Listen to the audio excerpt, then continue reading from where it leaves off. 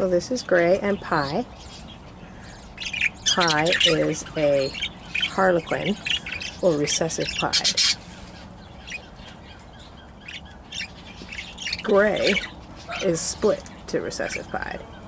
And the way you can tell is that he's got a little tiny spot on the back of his head.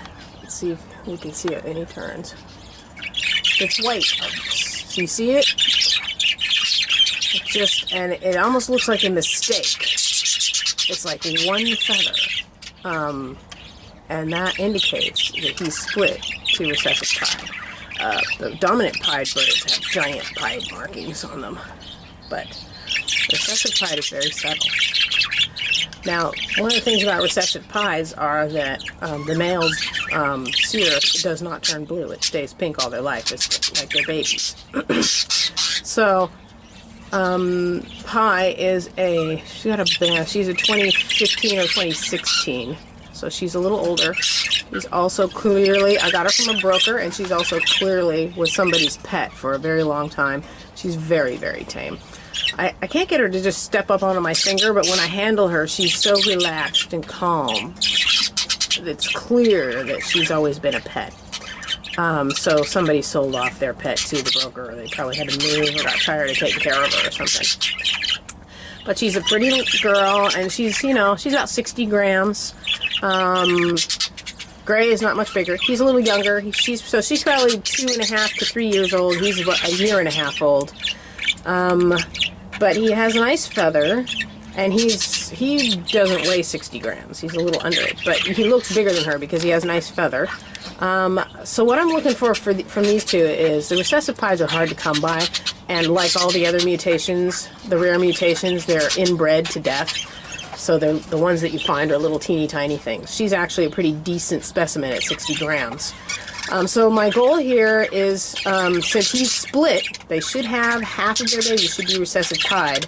And what I'm looking for is 2, 3, 4 birds that are 100% recessive pied, so I can outbreed them. Get a bunch of splits and breed them to big feathery birds so that they'll have better quality and they won't be inbred. And then cross them back in, or if I can find a decent recessive pied, bring that into the line, and create my own line of birds that are better quality. Because Pie she's a nice little girl. She has a little bit of fluff, but not much. She clearly is a budgie and not a regular baby parakeet. She's, 60 grams, has a little bit of fluff to her feather. But, she's not winning any shows for sure. They're both grays. But they could be split to blue. They can't be split to green because they're both white-based birds. So, I'm glad about that because it makes it easier to bring in other colors. But if all their babies find out gray, that's fine with me too. They're pretty. So this is totally experiment. They're just meeting now for the very first time, and the fact that Pie already went over there and checked out the nest box tells me for sure. I suspected by her behavior that she was a girl, but now I know for sure. She is not in breeding condition at all. Her cere is pretty pink. But, if she's interested in the nest box and interested in gray, I'm going to bet this will be the first time she's ever bred, even though she's 2 or 3 years old, because she's clearly been a pet. So we'll see what happens. It's a shot in the dark, but this is a pair that's ready to go health-wise, and it'll be interesting to see what happens. I did check Cinnamon. I caught her and handled her, and she fooled me. She's feathery down there, so I kept thinking she had an egg bump, but she didn't.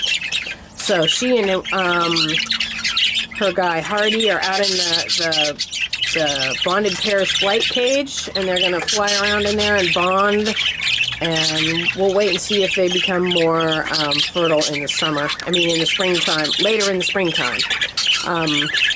So that's that.